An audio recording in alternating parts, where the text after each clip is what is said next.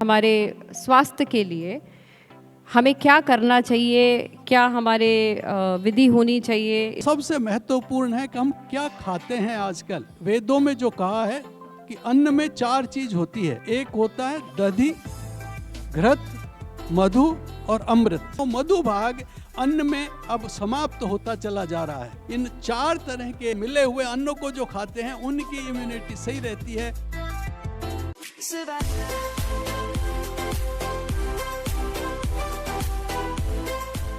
तो हमारे साथ शास्त्री जी हैं जो वैदिक एस्ट्रोलॉजी और वैदिक शास्त्रों के बहुत अच्छे ज्ञाता हैं। हमारे स्वास्थ्य के लिए हमें क्या करना चाहिए, क्या हमारे विधि होनी चाहिए, इस पे थोड़ा अगर आप प्रकाश डालते तो। ज्योतिष शास्त्र में खासतौर से ग्रह योगों का जो परिवर्तन है, ये हमारी प्रकृति को, पर्यावरण को, मनस्थिति को बदल देता है। और सबसे महत्वपूर्ण है कि हम क्या खाते हैं। आजकल हम अन्न खाते हैं। अन्न के कई रूप होते हैं और अन्न में जैसे गेहूं खाते हैं, चावल खाते हैं, जौ खाते हैं, मक्का बाजरा खाते हैं। तो इन सब को का स्वरूप ही बदल गया है, क्योंकि वेदों में जो कहा है कि अन्न में 4 चीज होती है। एक होता है दधि, घृत, मधु और अमृत। ये 4 चीजें होती है हर अन्न में। गेहूं भी है तो उसमें 4 चीजें हैं, दधि है, घृत है, मधु है और अमृत है। दधि होता है जो गेहूं के ऊपर का जो चापड़ा होता है, जिसको हम फेंक देते हैं प्राय। जैसे मैदा खाने वाले लोग ऊपर के उसको छिलके को हटा के फेंक देते हैं। तो जो ऊपर का जो लेयर होता है, जो उसका छिलका होता है, चापड़ा होता है, वो दधि भाग कहलाता है। और वो पृथ्वी से प्राप्त होता है और उसको खाने से हड्डियां मजबूत होती हैं। और उसके बाद आता है, दूसरा आता है घृत। घृत भाग है कि हम उसका जब आटा बनाते हैं तो आटे में लौच होता है, चिकनापन होता है, वो घृत भाग है और वो अंतरिक्ष से आता है।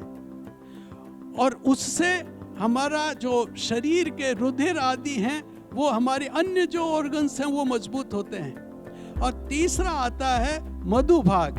मधु भाग चैत्र में जब मेष राशि में सूर्य आता है, भरणी नक्षत्र में चंद्रमा आता है, मेष राशि में भरणी नक्षत्र में जब सूर्य होता है, उसको मधुश्रवा योग कहते हैं, मधुच्छंद योग कहते हैं।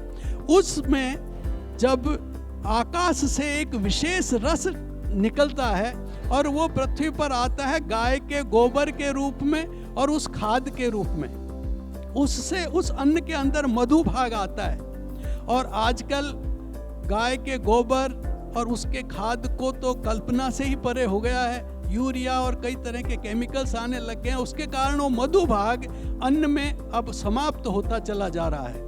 और तीसरा भाग आता है अमृत। चौथा भाग वो आता है परमेष्ठी लोक से, सूर्य से ऊपर जो परमेष्ठी लोक है वहाँ से अमृत भाग आता है। और वो अमृत भाग हमारे आध्यात्मिक जीवन को पुष्ट करता है, हमारे जीवन को सार्थकता देता है, जिसे हम मोक्ष भी कहते हैं। जीवन की सार्थकता होती है।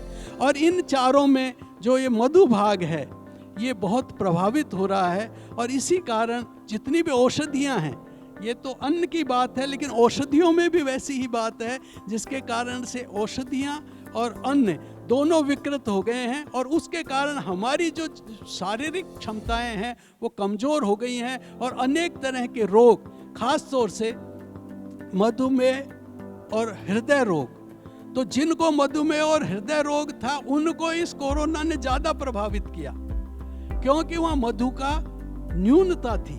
और अभी भी हम जिस तरह से हम आगे बढ़ रहे हैं, अगर ऐसी स्थितियां रही तो ये एक कोरोना नहीं, अभी कई कोरोना आ सकते हैं, क्योंकि हमें बहुत कुछ बदलने की ज़रूरत है। ज्योतिष शास्त्र और वैदिक शास्त्र तो दिशा दे सकता है, उस पर कर्म करना हमारा कर्तव्य है। कि हम अब भी अगर नहीं चेते ये मधु भाग को लेने के लिए, अगर प्राकृतिक जीवन और सहज जीवन नहीं लिया, तो हमारे लिए बहुत बड़ी परेशानियां आने वाली हैं। इसलिए हमको इस ज्योतिष शास्त्र के सहयोग से ये जो आने वाले जो अशुभ संकेत हैं, जो हम खाने पीने में जो गलतियां कर रहे हैं, अन्न के प्रति उपेक्षा कर रहे हैं, उससे हमें बचना चाहिए। तो हमें ये कोरोना में अभी भी वही बच पाए हैं ज़्यादातर जिनकी सामर्थ्य मधुयुक्त अन्न की रही है, और जिसको आजकल कहते हैं ना इम्यूनिटी, जो रोग निरोधक क्षमता, वो उन्हीं लोगों में ज़्यादा होती है जो